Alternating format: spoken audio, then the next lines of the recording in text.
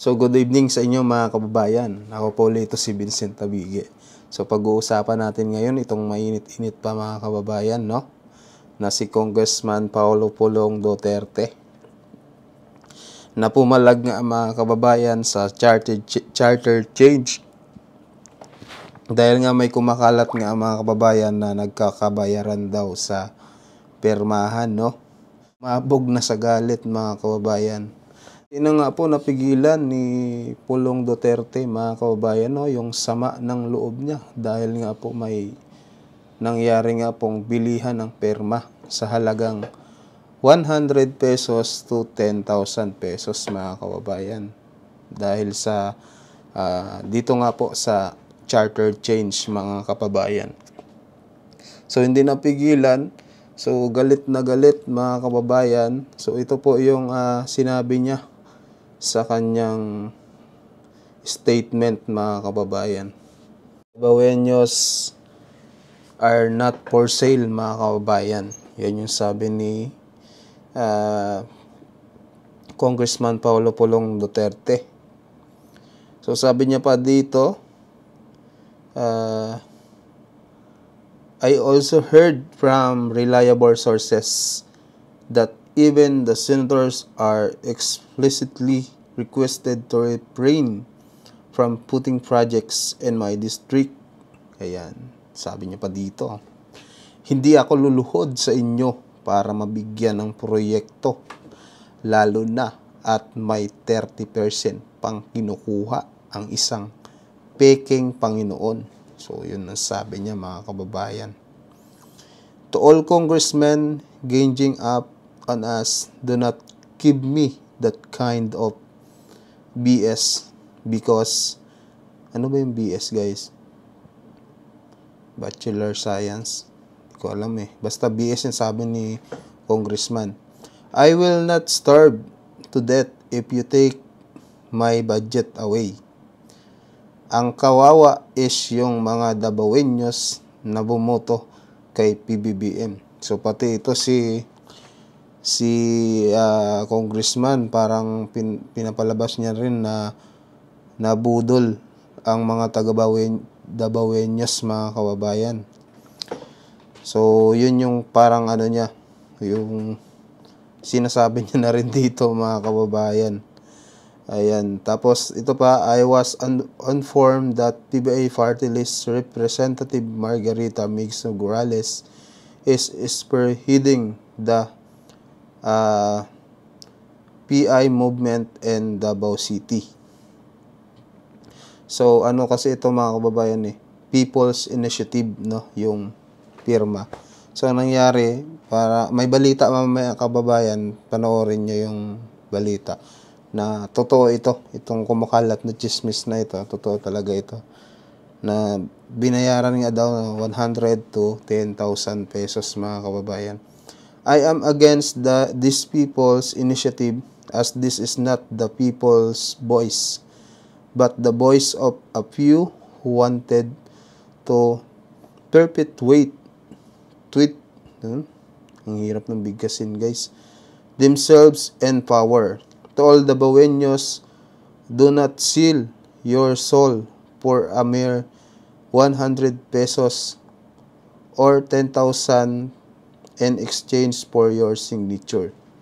So, sinasabi dito ni Congressman, huwag nyo daw ipagbili ang ano nyo, yung kaluluwa nyo sa halagang 100 pesos at hanggang 10,000 para lang sa pirma nyo mga kababayan.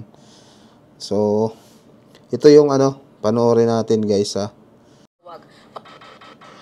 Inihayag ni Albay 1st District Representative Edsel Lagman na isang pagpupulong ang ipinatawag para sa mga alkalde ng kanyang probinsya noong January 5. Ipinaalam umano sa kanila na People's Initiative ang gagamiting mode para sa isinusulong na pag-amyenda sa saligang batas. Binigyan umano ang mga ito ng mobilization funds at forms na pipirmahan ng at least 3% ng registered voters ng legislative district kung saan kabilang ang kanilang munisipalidad. Bibigyan umano ng 100 piso ang bawat botante na pipirma sa Petition for People's Initiative. Nai-advance na umano ang kalahati ng pondo sa municipal mayors at kanilang Na-advance na daw mga kababayan. coordinators. Pangbuong bansa umano ang hakbang na ito dahil ipinadala ang form sa mga kongresista na kabilang sa iba't ibang political parties. Kwinestyon ni Representative Lagman ang petition drive at tinatanong kung sino ang nasa likod nito. Dagdag pa nito, ano ang isinusulong na amyenda sa konstitusyon, saan galing ang pondong ginamit at bakit binibili ang Voters Initiative. Si Kabataan Party List Representative Raul Manuel posted sa Facebook page ang kopya ng naturang petisyon dahil maraming netizens umano ang nagpadala sa kanya ng form. Tanong nito, kaninong inisyatibo ba ito at ito ba ang paraan upang itulak ang People's Initiative? Samantalang si House Deputy Minority Leader at ACT Teachers Party List Representative Franz Castro, iginiit na hindi tsa-tsa ang pagunahing pinoproblema ng mamamayan kundi ang taas na presyo ng mga bilihin, lalo na ng bigas. Tatlo ang paraan upang amyendahan ang konstitusyon, ang Constituent Assembly, Constitutional Convention at People's Initiative. Rosa Licoz, UNTV News and Rescue. Diyos ang aming sandigan, serbisyo publiko ang aming pinahahalagahan. So ayun guys, so totoo ang chismis no na may bilihan ng perma mga kababayan sa halagang 100 to 10,000 pesos mga kababayan. Tapos sabi pa dito yung 50% daw is na ano na daw, naibigay na. Tama ba mga kababayan? Baka nagkamali ako ha. Ulitin natin. Dagdag pa nito, ano ang isinusulong na amyenda sa konstitusyon? Saan galing ang pondong ginamit? 100 piso ang bawat botante na pipirma sa Petition for People's Initiative. Nai-advance na umano ang kalahati ng pondo sa municipal mayors at kanilang coordinators. So, na-advance na daw mga kababayan.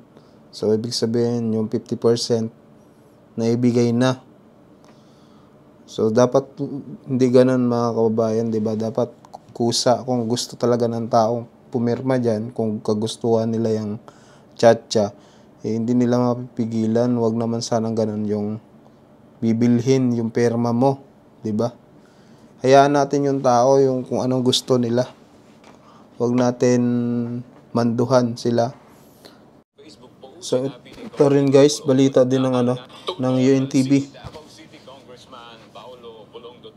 Sa sinasabing People's Initiative para isulong ang panukalang charter change. Sa kanyang Facebook post, sinabi ni Congressman Pulong na ang nasabing People's Initiative ay hindi boses ng taong bayan, kundi boses ng ilan na nais manatili sa kapangyarihan. Nanawagan ang kongresista sa mga kapwa niya Tapawenyo na huwag ipagpili ang kanilang pirma sa halagang 100 o 10,000 piso. Sa kanyang post, sinabi rin ng mambabatas na mayroong nasa 2 billion pesos ang inalis ng House leadership sa pondo ng mga Tapawenyo at tanging nasa 500 million pesos lamang ang budget na natira para sa kanilang distrito ngayong taon.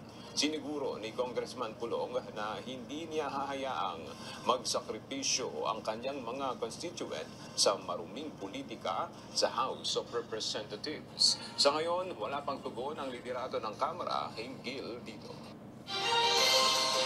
So, yun pala guys. So, kaya pala nagagalit din to si Congressman Pulong Duterte kasi nawalan din pala ng 2 bilyong budget yung Davao mga kababayan, no? Kaya uminit din ang ulo. Parang ang nangyayari, pinag-iinitan sila, no? Yung mga Duterte, pinag-iinitan ng admin ngayon. Parang yun yung pinapalabas nila mga kababayan. Tapos papasok pa ata ang ICC mga kababayan, no?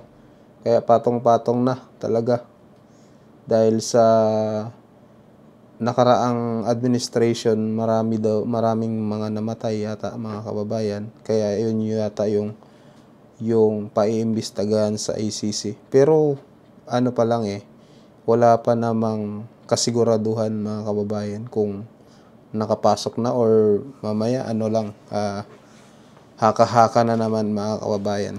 So yun lang naman mga kababayan, maraming salamat po sa panonood nyo, no, ng vlog ko ngayong gabi. So bukas na po ulit. Maraming salamat po. Bye bye.